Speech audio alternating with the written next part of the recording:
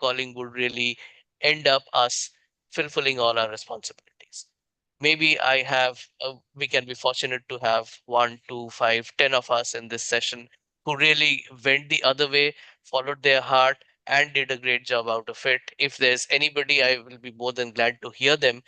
But I'm talking of, as I said, a more generic way of leading the life. And most of us probably had led it that way, where we did not really follow our heart.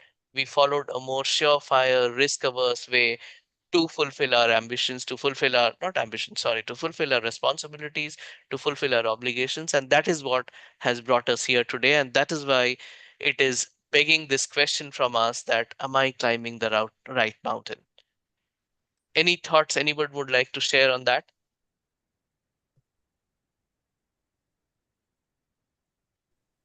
Uh, Sir Birenia, Yes, Biren. sir, I did completed just now project management, Hmm. and I'm banker working as a customer service associate Okay, in Bank of Baroda. मतलब where my life is stagnant, sir. When right. there any improvement in government sector, sir, we can proceed further, sir. Yes, sir. Perfect. So, Biren, and I'm not going to ask you how many years you have been in the banking Uh, sector. te- 10 years, sir. 10 years in the banking sector. So, Uh, Biren, you tell me something that in your childhood, did you always dream of becoming a banker? No, not in childhood, sir. Earlier, I was there in Indian Air Force, sir. But there, the initial engagement after 20 years, I left and further joining bank, sir, last 10, 11 years. Wow, that's so interesting, Biren. So you have served in the Air Force, and you retired as what? As airman, sir. As an airman. So, Airman Biren, that has been an amazing journey. Has joining the Air Force been your childhood dream? It was my childhood dream, sir. Wow, again. So here we have at least somebody who pursued his childhood dream. But Biren, believe you me, not everybody is as fortunate or lucky as you. We are fortunate to have you as you know one of the personnel who had served the country, who has served us directly. Our salutes to you. Thank you, But the sir. question that you're facing today, that how do you maneuver the next 10 years, has been a pressing question in most of our lives. Bharat, you have raised your hand. Yeah, please go ahead.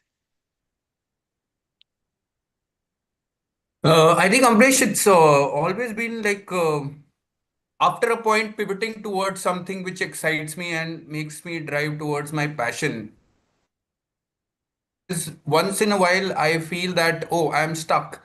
Then to make a plan or think about it and reflect and just pivot towards it and keep myself updated and upskill. I think that is what, because what my friend has just told, I also face it on and off, that where am I going, which direction I am going. I think a bit of a reflection and sitting down with myself and collating the knowledge and working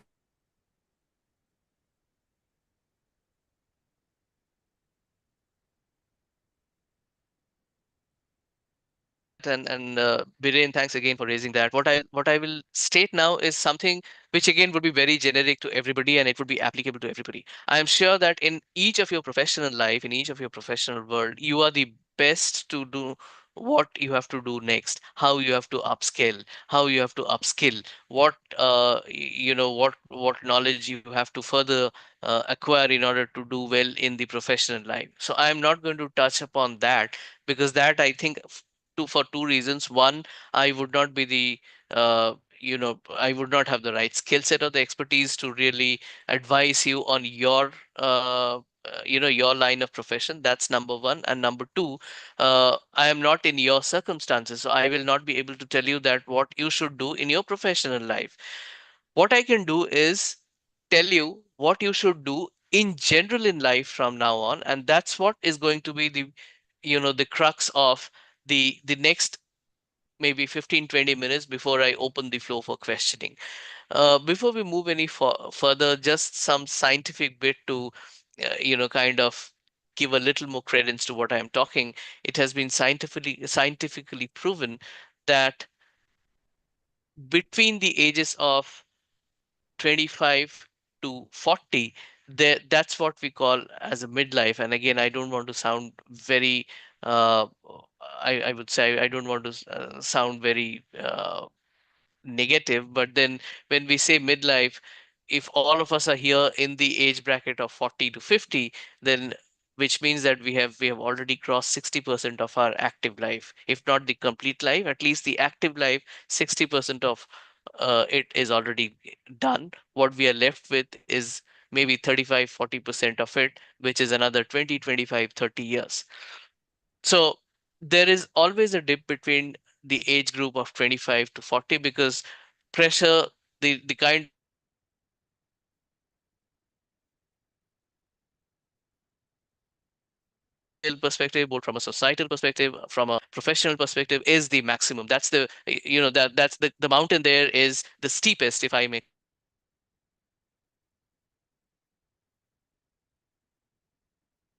and which is this mountain. So this is where it reaches the nadir, it reaches the lowest point in terms of motivation, in terms of a clear path, in terms of what do we do need to do next. So this is where it is at the lowest. From this point on, what you have is only again a steady step forward, because beyond 50 there are a lot of things that happens from a physiological perspective as well as from a psychological perspective. People get a lot more clarity in what they do. Now this whole session today is to, and I am assuming that we are just trying to negotiate or just trying to scale up this particular this particular time frame of our life.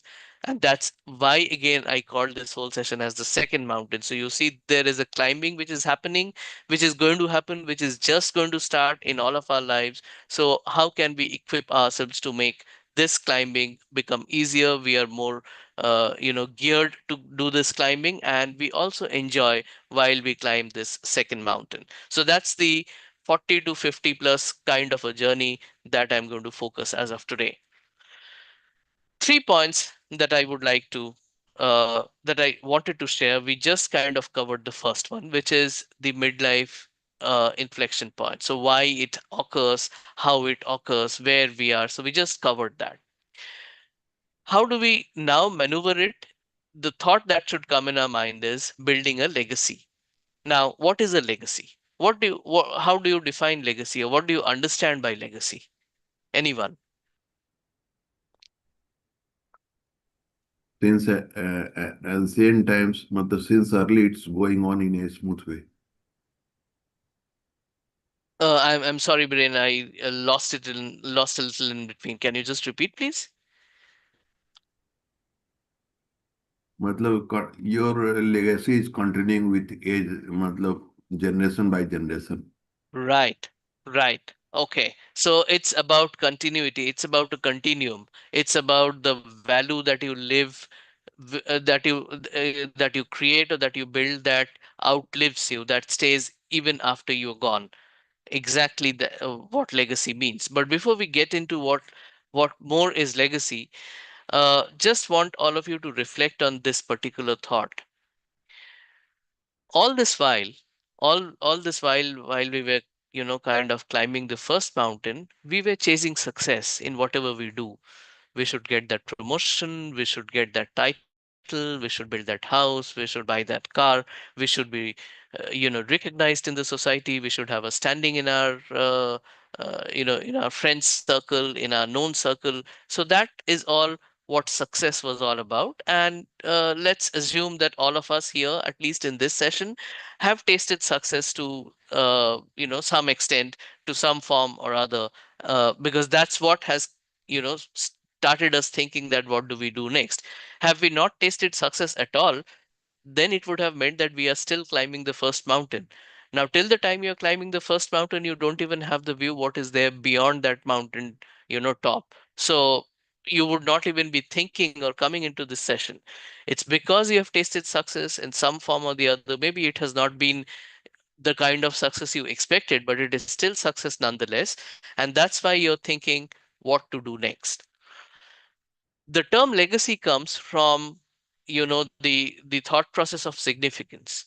So what you're now chasing, or what you're trying to chase now, or trying to understand, is that success is gained, success is achieved. What is the significance that I have achieved? What is the value that I have added? And you know that's what kind of transcends you to think about legacy, which is, as Biren rightly pointed out, is the capability that you leave behind, the the aura that you leave behind, the systems that you build that outlasts you. It could be at work, it could be at in your family, it could be an organization that you are a part of. What systems, what processes, what steps do you build in which outlasts you, which outlasts everybody? It is on an autopilot mode. uh, who are the people who you grow? Who are the people who are there because you help them being there? That's a very important thing. Who are the people who you are nurturing? Who are the people who you are cultivating? Who are the people who you're maturing? And finally, the values that you institutionalize. So these four things, maybe all of them, maybe one of them, maybe some of them, is what legacy is all about. You have to make your choice. You have to make sure that anything that you do from henceforth should kick at least one or more of these tick boxes. It should build a capability which should outlast you, which you should build a system, or you should build a process that again outlasts you.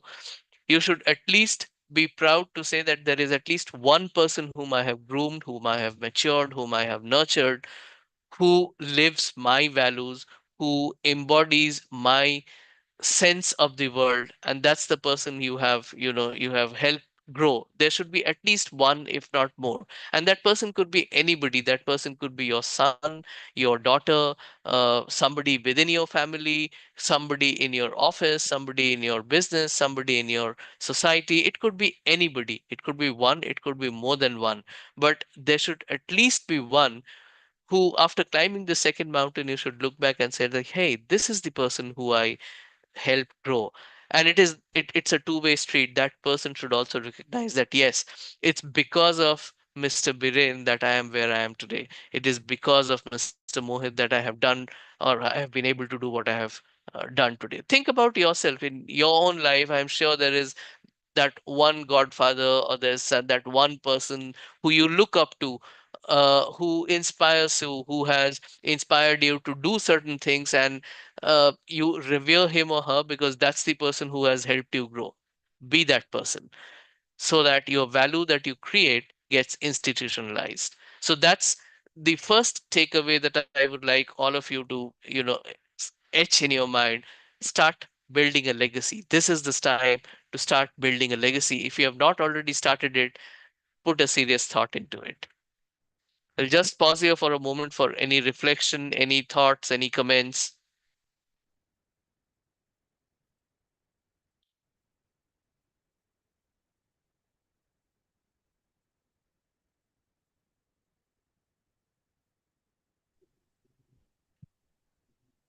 Okay, I will take that as time taken, time needed to ingest what I've just said, which is fine, which is absolutely fine. So moving on, how do you build legacy? That's a four-step process, right? The first one is personal mastery, your own expertise. And this, I think, this is the point I was talking earlier, that I would not be uh, talking anything about this personal mastery, because this is, as it rightly says, it is your personal. And I'm sure all of you have mastery in the field that you are currently working in or engaged in. The next step is people development. Again, this is something which a lot of you probably would be doing as a part of your professional journey, as a part of your professional responsibility. You're doing mentoring and sponsoring of people within your teams, or within a broader team within your organization. There's a planning that you're involved in, and it could be growth planning of your team resources, or it could be succession planning, or whatever it is. So you have also been involved in certain level of people development. Just take it one higher level of abstraction there. Your people development should not just be limited to your professional life or your professional world. In other words, your people development should not be limited only to helping somebody grow in their career. Your people development should now embody or now, uh, now cover helping people grow in their life. What you have learned, the life lessons that you have learned, try to instill those values, instill those lessons in somebody so that they can maneuver their lives not just from a professional point of view, but from a life in general. It happens more often than not with people who are outside the profession, but it can also happen to people who you're already mentoring. So the mentoring limit, the mentoring gamut just increases, just widens, and it now starts covering things that you want that person to learn from a life skill perspective as well, and not just the professional skill. So that's the people development part which you should start working on if you have not already started. The third step is the impact that you're going to create. So this is the value system, this is the processes that you're going to create that will not only have an impact today, but would also be having an impact which will outlast you or anyone else in your team. It would be a system which your organization will, you know, use it for the next foreseeable future. And I'm just using organization or office as an example. You can create systems, you can create value systems which could be there in your family, it could be there in your society, which just outlasts you. So that's your identity. Whenever that system is being invoked, they would call that, okay, this was built by this particular person. So that's and it could be a very small thing as well. It could be you don't need to build something which is changing the foreign policy of the country. You can do a very, very small thing, but which outlasts you in whatever scale of thing you can think of. So that's the third step. And the fourth one is walking the talk. So whatever you have been telling, whatever you have been imparting, whatever you have been mentoring to your mentees, you become a living, talking example of that. Because what inspires people the most is what is visible. It is not what is audible, it is what is visible. So if you can walk the talk, if you can embody the kind of things you want to mentor to somebody as a practicing self of that, a practicing individual of that, that is something which will have the highest impact on whoever you are mentoring or whoever you are sponsoring, and they will more often than not follow your footsteps. So how do you build a legacy? This is a four-step process. First, you have the personal mastery. You are a master, you are knowledgeable about what you do. You start imparting that knowledge to somebody who you want to nurture, somebody who you want to mentor. You then also help build a system that outlasts you. And finally, you walk the talk, you embody whatever you have been talking, so that that's the greatest inspiration that you can have. This is the second most important thing I would want all of you to take forward from here. Start building a legacy of your own. Start creating an identity of your own, which outgrows your title, which outgrows uh, your standing in the organization, which outgrows your standing in the society. You should be known to be standing for something. What that standing is something which you have to decide, but once you decide that, work towards it and make sure that you create an identity around that standing. We'll again pause here for a moment for any thoughts, reflections, questions, remarks.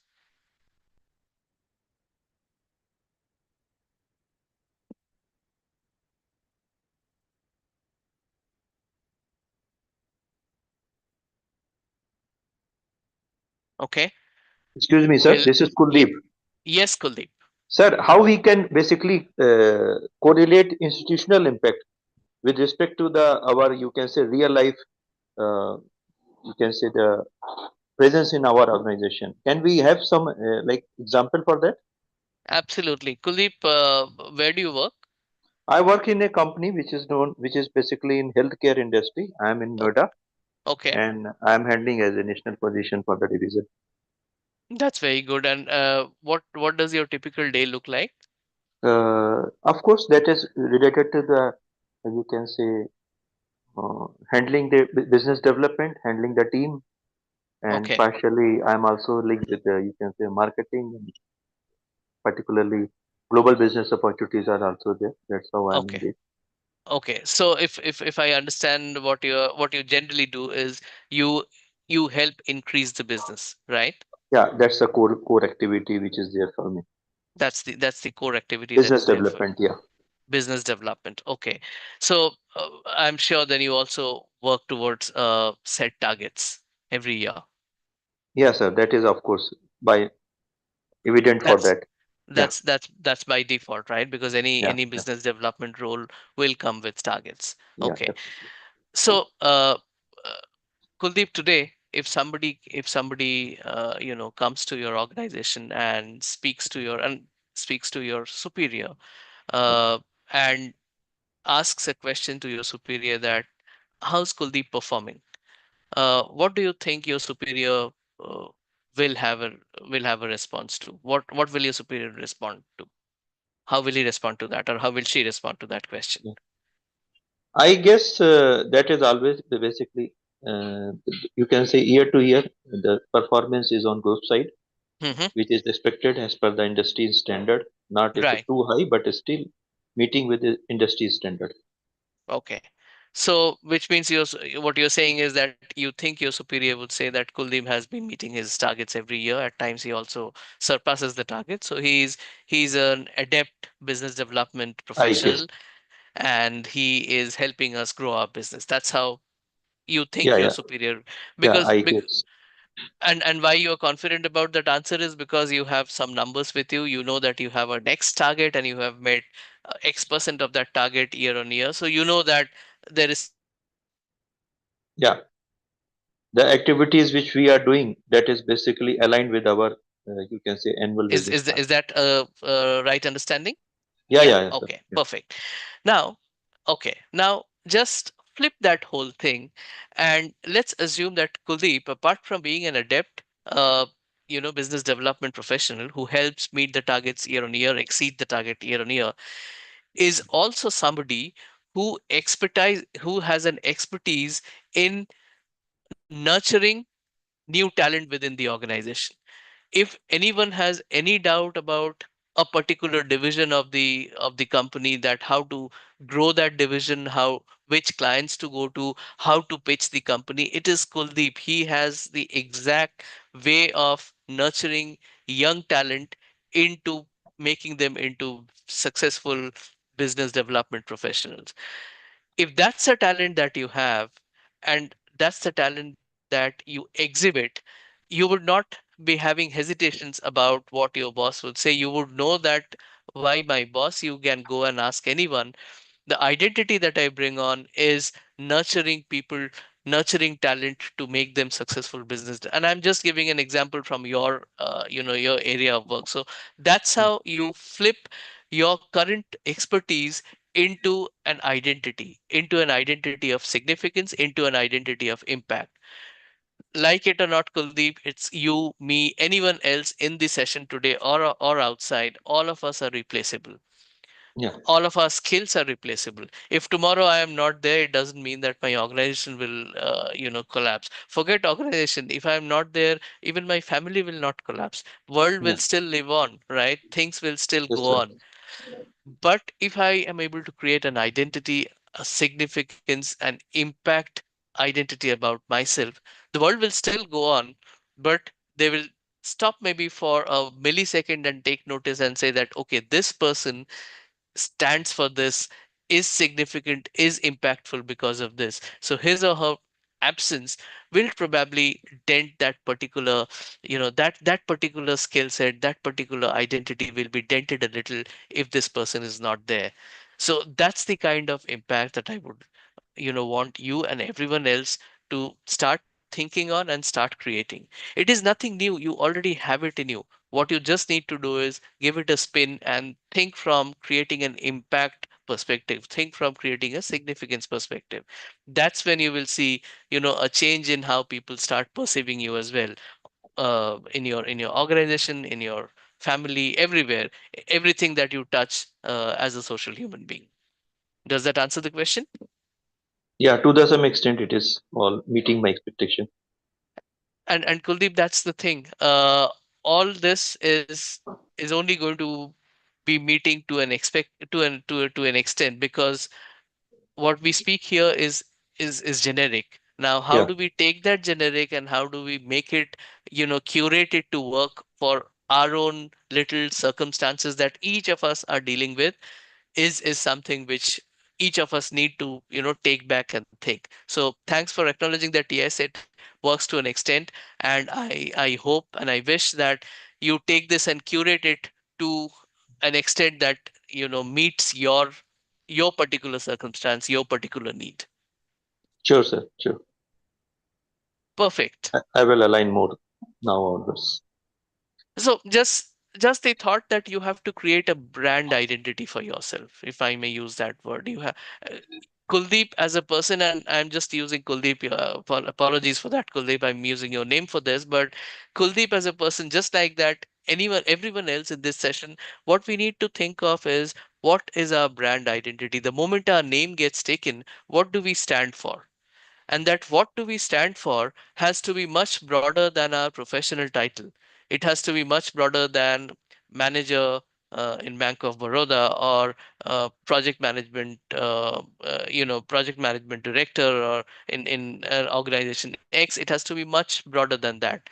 The problem with those titles is that those titles, you know, they are they remain or they stick with a particular chair. They don't A person who leaves that chair does not carry forward that title. What does that person carry forward beyond that title is the identity of that person, himself or herself, the brand identity. So we have to create something which is beyond that title, beyond that chair. That's what is building legacy all about. Uh,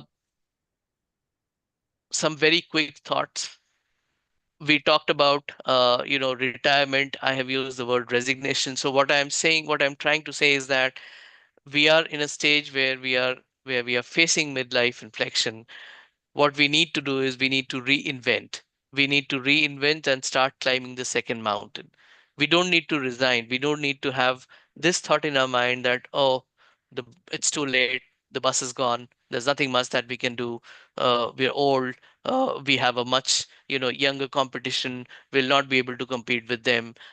So yeah, this is what it is going to be for the next 10, 15 years. Let's resign to the fact. Let's resign to that fate. No, that should not be our thought process. Our thought process should be, how do we expand our skill? If we are doing something which we have been doing and for the last 20 years and we have gained mastery in that, but now we have a new thing which has come up. And I'm just again throwing an example out there. AI has hit all of us in some way or the other. uh, in some ways it is good, in some ways it is not so good, in some ways it is scary, especially in the workplace, because it's a new monster out in the street. We don't know how it behaves, we don't know how to use it. uh, so we are scared. All we are hearing is it might take our jobs. But what are we doing about it apart from being scared? Are we trying to are we trying to get to know this monster, what it is, trying to understand what it can do and what it cannot do, how we can work with it? That's skill expansion. Portfolio thinking. What I mean by portfolio thinking is we should now look at the big picture in whatever way, in whatever role we are in our organization. uh, of course there would be a role which is what our targets are, which is the smaller picture, which is the more specific picture which we need to worry about, because that kind of helps run our household. That's the target that we are working towards in the narrow sense of the word. But what we need to think is, how is our work impacting the organization as a whole? How is our work adding value to the organization as a whole? What is the downstream and upstream activities which I am supporting by doing the piece of work that I am expected to do, for which I am being paid a salary? The moment this broader picture thing comes into our mind, we start thinking the portfolio view, how to increase the more often than not, except for certain roles, we hardly think about how do we reduce the operational expense of an organization, or how do we help increase the net profit of an organization. We don't think on those lines because we are still very much tied to think about those little 2, 3, 5, 7 KPIs that we are working on. uh, Biren is probably uh, uh, thinking about how many accounts he can add to. Kuldeep is thinking as to how to get that one new account that he has been working for, one new business that has been working for over the last 6 months. How does he convert it into uh, a definite sale? So these are things which we need to work on, definitely, because that runs our household. But what we also need to think is, how is our work impacting the bigger picture in the organization? Mentoring is something which we need to do day in and day out, starting yesterday, because this is the second step of building a legacy. The first step you already have, the mastery. Then intellectual property creation, the system. And finally, teaching, letting people know what you are meaning, creating your brand identity, walking that brand identity. If we are able to do all of this, some of this to some extent, then we are not you know we are not going into a sunset just like that. We are enjoying the second innings, the second stint of the professional life that we are left with. I'll i'll finish my session before I give out the three key takeaways of what I thought I wanted to share. The last but the most important thing that you need to take care of, all of the things that we worked on, the legacy building, the mentoring, the expansion of your skill, the building of your brand identity, all of that would work only when you have built a physical stamina, or maintained a physical stamina, sustained an emotional well-being, and have worked upon your cognitive relevance, which means you have to protect your personal capital. If you remember, when we started this session, we said that at times we get this nagging question, that pain in the knee, that ache in the back, because our bodies are constantly communicating with us. We are not what we were 15 years back, 20 years back. We are what we are now. We now need to take care of our personal well being, building our personal stamina capital, in order to make sure that whatever we talked of, building a legacy and all of that, will be achieved with a personal well being. So, physical, work on your physical stamina, which could be a gym regime, which could be a yoga regime, which could be a walk in the park, which could be a jog in the on the beach, whatever it is, whatever works for you the best, do that, because you don't have to build stamina now, you have to sustain stamina.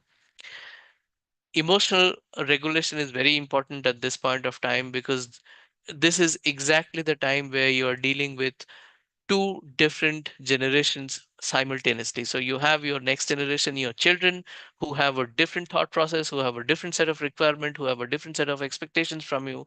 Plus, some of you might also be dealing with your aging parents, who belong to a different generation, had a different thought process, has a set of expectations from you. And the expectation from these two generations are more often than not diametrically opposite. Their thought processes are opposite. You feel you are sandwiched between these two. So what will help you endure this whole endure this whole uh, emotional, I would say, ecosystem, is your ability to regulate your emotions. So do work on that. And finally, the relevance part of it, the cognitive part of it. What is it that you can do? What is it that you cannot? What is it that is in your control? What is it that is not under your control? Having understood that, having recognized that, what you can do best to work what is under your control with the skill sets or with the resources that you have, so that what is not under your control, or what you do not know, or what you cannot do, is kind of attenuated, depressed, is you can work around them, is what helps you maneuver. So physical stamina, emotional regulation, and cognitive relevance is something which I have used as the last slide, but then this probably is the bedrock of all the legacy building that you are supposed to be doing and you would be doing in the next 10, 15, 20 years. So I'll just stop here for a moment, and we'll open the floor for any questions. We just have 5 more minutes left, and I will just give you my three key takeaways from this session, which could be food for thought as you leave this session. So any questions to start with? Professor, can you come back that protect your personal capital last slide? Sure, please go ahead. No, I want to understand the before protect your personal capital. Hmm. That's that's slide I want to see. This one. Yeah, skill expansion. 1 minute.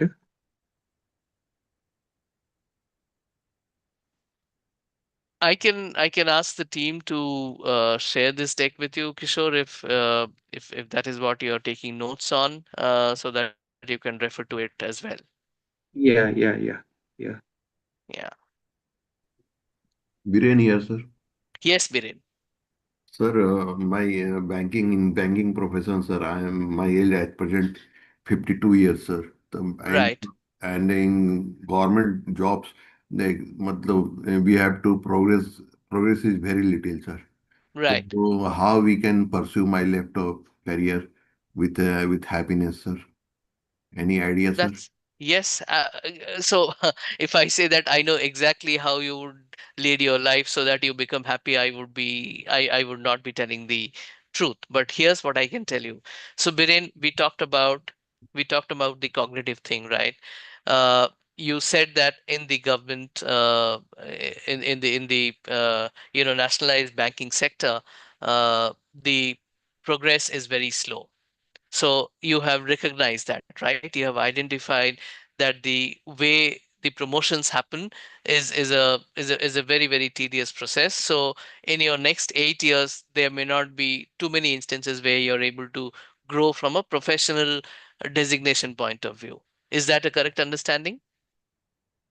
Yes, sir, but I have to redesign. If I can redesign, then our colleagues will. It's very difficult for them to cultivate or sustain that. So It's very matlab, no, no, absolutely. You're absolutely right, Biren, and I'm not telling you to redesign any of the processes which is there in your bank or within your branch or within your department that you're working on.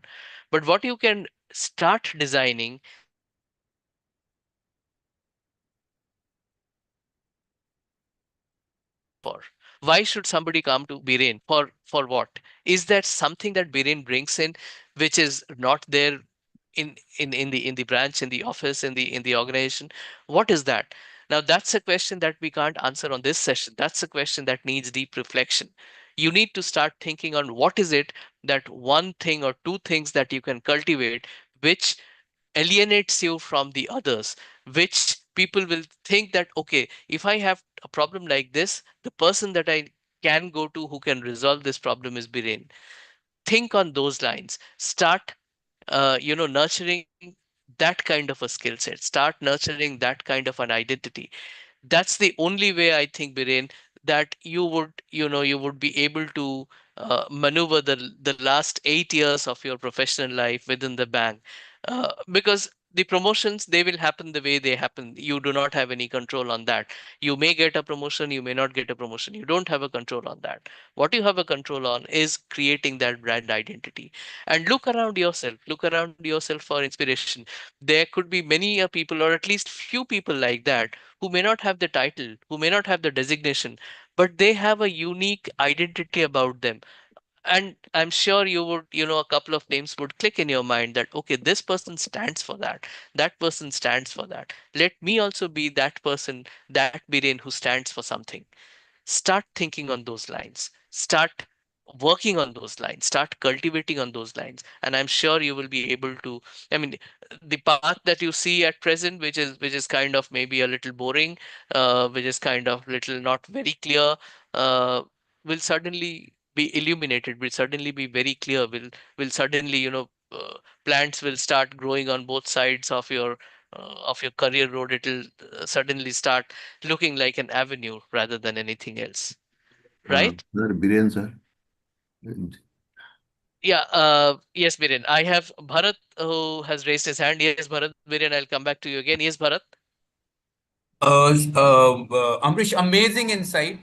Uh, I just wanted to add that these are amazing, going to be amazing next decade or 20 years, because a lot of generations are going to enter the workforce. Like right now, it's boomers, millennials, then there will be Gen Z, then there will be Gen Alpha, then Gen Y. A lot of pivoting would be there. And secondly, the pace of change would increase by leaps and bounds. I think we have to be adaptable to that. And this protect your personal capital is actually pointing us towards the right direction and sort of a guiding light towards the future. That's a very well very nice summary of whatever I wanted to share, Bharat, and thanks for that. I think we are almost coming to the end of the time, so I would just like to leave this group with two key takeaways or two key thoughts. The first one is, you know, build a hobby, cultivate a hobby. That is very important. Apart from everything that I have said, it's the day-to-day life that you have to maneuver to, that you have to deal with. So create a hobby that that creates a distraction, that helps you uh, delineate from your day to day and gives you some pleasure, gives you some mental peace, some mental satisfaction, so that you can reflect, you can you can course correct. All of it you can do only when you are able to delineate yourself from the day to day. So create a hobby if you have not already done it, and if you already have a hobby, you start working towards it. Make sure that you practice that hobby, cultivate that hobby at least once a week or maybe twice a week, and start getting that sense of calmness, sense of enjoyment from that hobby. So that's very important. Create a hobby. The second and the most crucial thing, apart from what I have said today, is to make sure that you have an alternate source of income. That is, again, another thing which not only will give you a lot of cushion, but it's like a survival kit that you have at the side. So all of you are in that stage where you have already 10, 15, 20 years of your professional life gone. So which means you have certain amount of financial stability. A lot of your obligations have been met. There are many that are going to come, but quite a few have been met. So this is the right time that you think about a second hustle, you think about an alternate source of income. Not easy question to answer. You don't get this answer in a flash, but start thinking about it and you will get it. So apart from what you said, build your legacy, start identifying the midlife inflection point and start looking at it as a second climb. You build your personal capital, you start cultivating a hobby, and start creating a second alternate source of income. With that, I would like to thank all of you for your time today. It has been an amazing session, a very very interactive one. If I am able to inculcate even an ounce of what I thought I would be trying to do, I would consider that as my success. I wish you all the very best in your second climbing. Let your second climb be as pleasant and as comfortable and as enjoyable as it should be. Thank you very much. Have a great day and a weekend ahead. Thank you, Professor. Thank Thank you, sir. Thank you so much, thank you, sir. Professor. This was Thank you so so much, helpful, and Professor. Wonderful yeah, session, actually. it was really, the Thank you, session sir. was Thank very you. helpful. Thank Happy you all Stop. very much.